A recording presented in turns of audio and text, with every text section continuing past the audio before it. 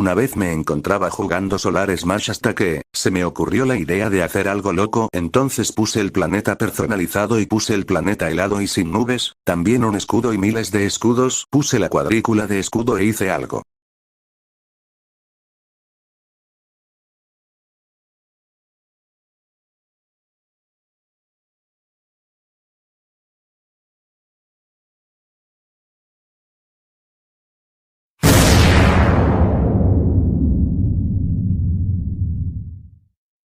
Una vez me encontraba jugando Solar Smash hasta que, se me ocurrió la idea de hacer algo loco, entonces puse el planeta personalizado y puse el planeta helado y sin nubes, también un escudo y miles de escudos, puse la cuadrícula de escudo e hice algo.